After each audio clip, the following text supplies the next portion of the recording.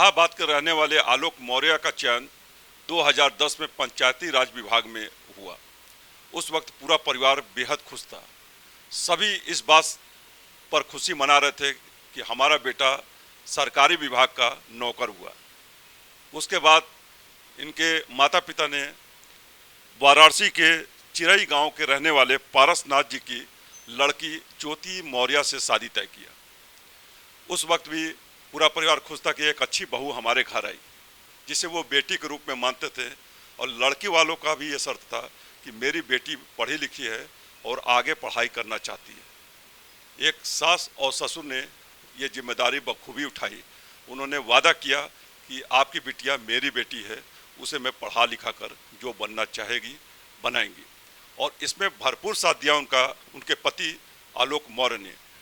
स्थिति यहाँ तक थी कि जब पीसीएस की तैयारी चल रही थी ज्योति मौर्य की, तो आलोक घर का बर्तन मांजने से लेकर खाना तक बनाते थे।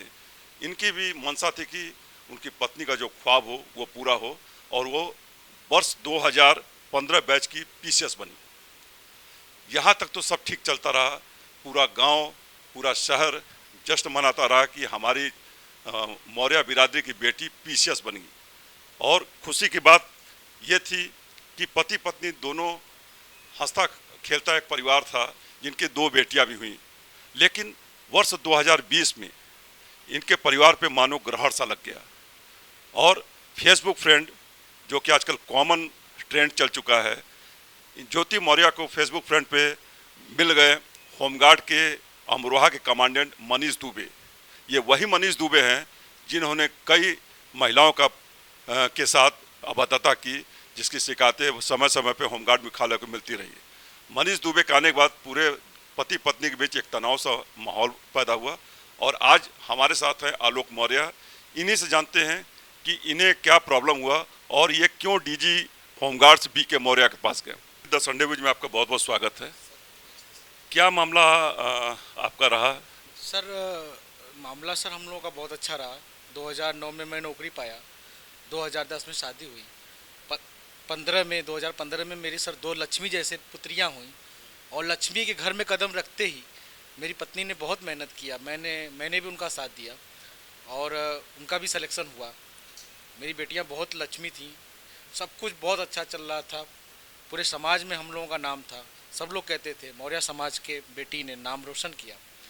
और उन्होंने भी अपने बाइट में हर जगह दिया है कि मेरे पति और मेरे ससुर राम मुरारी मौर्य ने ही मुझे पढ़ाया सिलेक्शन होने के बाद। हर जगह उन्होंने कहा। 2020 तक हम लोग बहुत खुश थे, बहुत अच्छा थे। हम लोग सर इलाहाबाद के अल्लाहपुर में रहते थे किराए पे 2016 तक। और उसके बाद फिर हम लोगों ने सर एक अच्छा हुआ, इनका सिलेक्शन हुआ। उसके बाद इनकी पहली पोस्टिंग ट्रेनिंग के रूप में जौनपुर में हुई। ट्रेनिंग खत्म होने के बाद पहली पोस्टिंग इनकी कौशाम्बी के चायल सिराथू तहसील में हुई। सिराथू और चायल दोनों जगह हुई। सर ये एज एसडीएम पोस्ट हुई, और सब कुछ बहुत अच्छा चल रहा था। वर्ष 2020 में एक भ्रष्ट अधिकारी, जिसका खुलासा मीडिया, यूट्यूब पे, विभाग में, यहाँ तक कि डीजीपी के पास कम से कम 3-4 लड़कियाँ कर चुकी हैं कि वो मेरे साथ छेड़खानी करता है, रात को बुलाता है। होमगार्ड विभाग ने भी कहा है कि औरतों ने कहा है कि ड्यूटी के नाम पे रात को बुलाता है। यूट्यूब पे आज भी उपलब्ध है। मनीष दुबे नाम है उसका, सुल्तानपुर जिले का रहने वाला है मूलतः, दुबे का पूर्वा गांव है उसका। और जबकि वो शादीशुदा है, लेकिन अभी भी किसी को उसने नहीं बताया कि मैंने शादी किया है। क्यों ये छिपाया क्यों?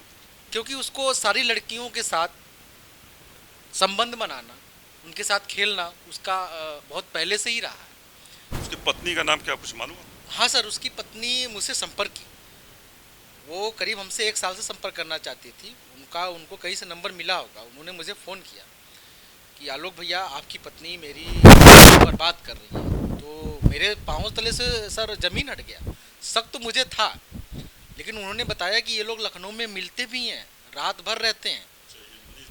हाँ, तो सर मेरे आँखों से सर मतलब आंसू गिरने लगे। और फिर मैंने अपने पत्नी से पूछा, क्या ऐसी सही बात है? मैं तो आप पे बहुत भरोसा करता था। तो उन्होंने कहा, नहीं, आपको शक है, कोई प्रूफ हो तो ला के दीजिए। सर मेरा शक बढ़ता गया। ये 21 दिसंबर को घर से निकली लखनऊ के लिए कि मीटिंग है। फिर भी सर मैं भी इनको बिना बताए इनके पीछे पीछे लखनऊ आया और मैंने सर अपनी आंखों से देखा ये लोग विभूति खंड स्थित मैरियार्ड होटल में रात भर रुकते हैं और रात भर रुकते हैं, जिसकी बुकिंग मनीष करता है।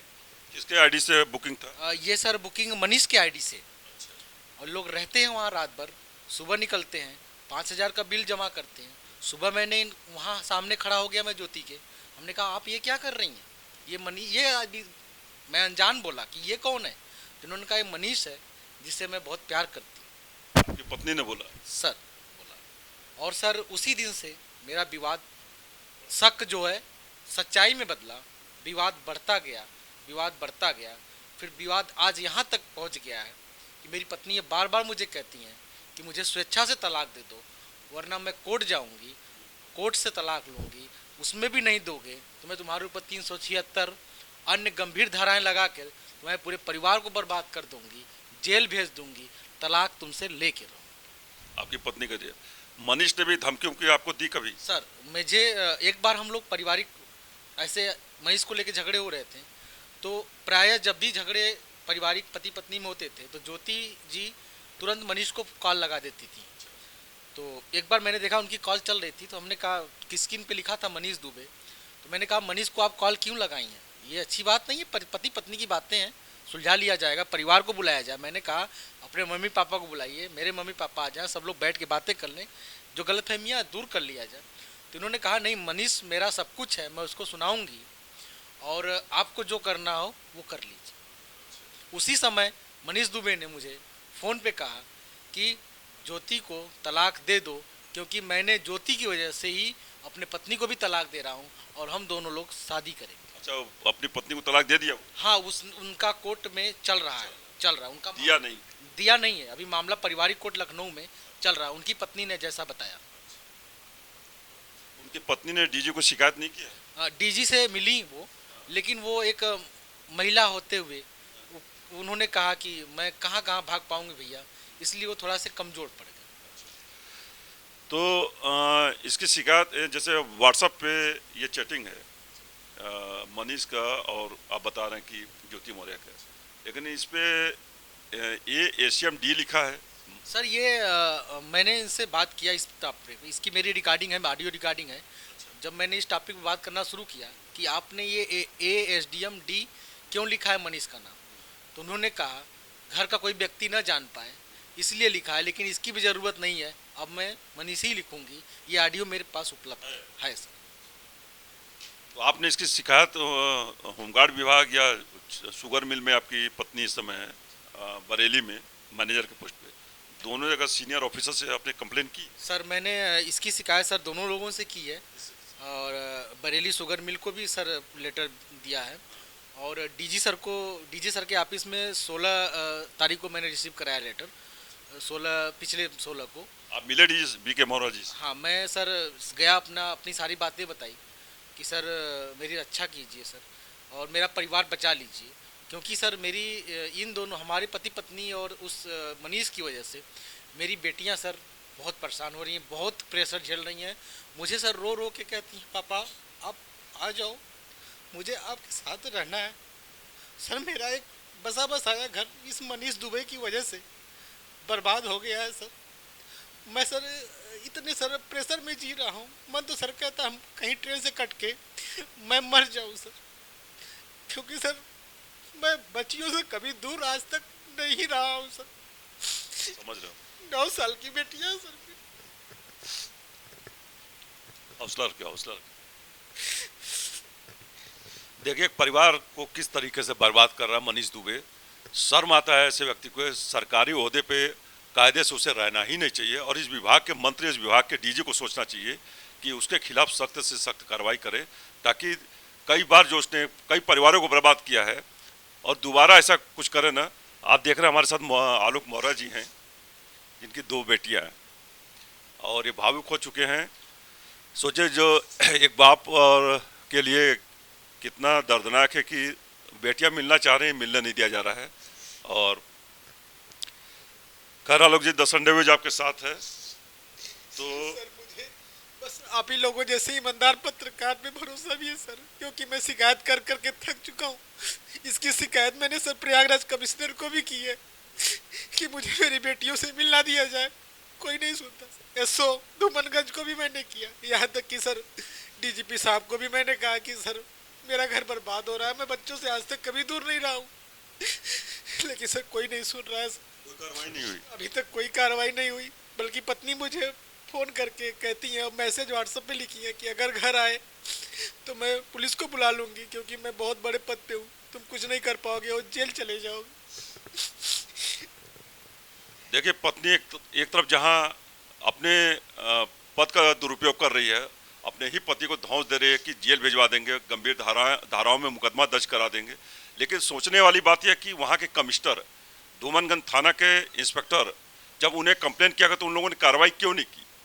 क्या इसलिए कोई महिला अधिकारी है? अधिकारियों को सब कुछ करने का छूट है। मैंने सर 25 अप्रैल को धूमनगंज में सर शिकायत दिया और 27 अप्रैल को सर रजिस्टर्ड डाक से भी भेजा, कोई कार्रवाई नहीं हुई, बल्कि ज्योति मौर्य अपने पद का धौंस जमाते हुए मेरे खिलाफ दहेज उत्पीड़न का आरोप लगा के मेरे ऊपर एफआईआर, पूरे परिवार के ऊपर एफआईआर करवा दी है। लेकिन जैसा मुझे मालूम है कि ज्योति मौर्य के पिताजी पारसनाथ जी ये चिरई गांव वाराणसी में आटा की चक्की चलाते थे, उनकी माँ गोलगप्पा बेचती थी, तो कितना दहेज दिए होंगे जिनके पास खाने के लाले हों? सर इसके सर गवाह हैं, और इन्होंने मुझे 5,000 रुपये तिलक दिया था, जो मेरे लिए 5 लाख के बराबर था, क्योंकि हम लोग सर कभी भी दहेज नहीं लेते, दहेज विरोधी हैं सर। पूरे गांव से आप पूछ सकते हैं, और इनके गांव से भी पूछ सकते हैं, इनके गांव के प्रधान जी हैं, आप किसी से भी पूछ सकते हैं, इनके बड़े भैया हैं, वो झूठ नहीं बोलते हैं लोग कि 5,000 ही हमने दिया था। हम कभी ये नहीं कह सकते कि आप इससे ज़्यादा। पूरी शादी 5,000 में हुई? पूरी शादी सर 5,000 में हुई है। तब ये दहेज उत्पीड़न का कैसे आरोप? ये इन्होंने आरोप लगाया है कि 30 लाख रुपए लेके आई थी और फॉर्चूनर गाड़ी मांग रहे हैं सर। सर यही आरोप लगाया थाने में सर। सर दुख की बात तो यही है सर कि फॉर्चूनर गाड़ी 2010 में ही शायद लागू हुई थी कि नहीं हुई थी, लेकिन उन्होंने उसमें लिखा है, लिखित शिकायत दिया है कि अपने पद के हिसाब से वो सर। और सर यही ज्योति मौर्य हमारी पत्नी जी 2015 में सिलेक्शन हुआ है, तो प्रतियोगिता दर्पण में सर इन्होंने लिखित रूप से दिया है कि मेरे पति आलोक कुमार मौर्य और मेरे ससुर राम मुरारी मौर्य के वजह से ही आज मैं इतने बड़े पद को प्राप्त की हूँ, और आज वही पति, वही ससुर, वही बड़े भाई भसुर दहेज उत्पीड़न में केस झेल रहे हैं सर। केस लगा चुकी है वो? सर एफआईआर दर्ज हो चुकी है धूमनगंज थाने में सर।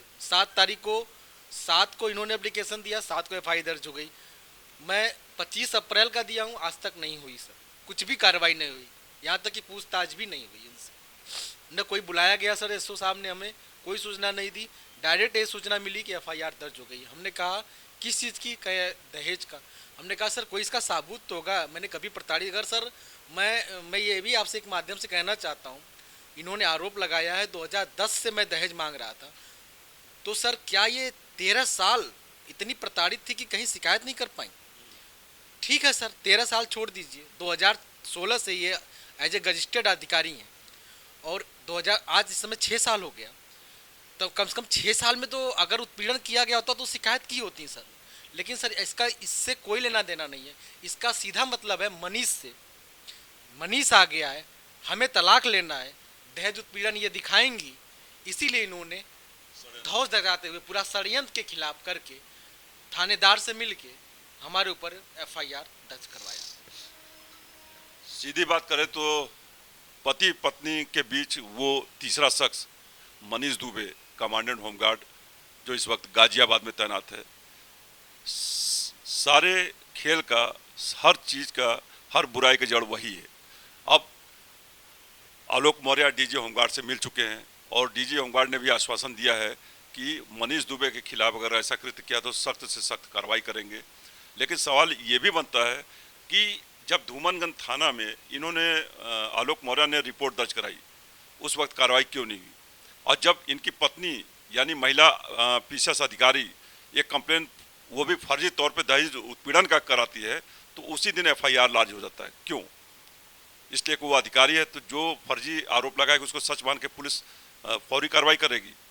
और बाकी अब देखना है कि इनको न्याय मिलता है कि नहीं, क्योंकि आलोक मौर्य को अपनी पत्नी और मनीष दुबे से जान का भी खतरा है। और देखने की है कि सरकार और पुलिस के बड़े अधिकारी इनकी सुरक्षा कैसे करते हैं। कैमरामैन अक्षत के साथ Sanjay Purvia, the Sunday news, India Express news, Lucknow.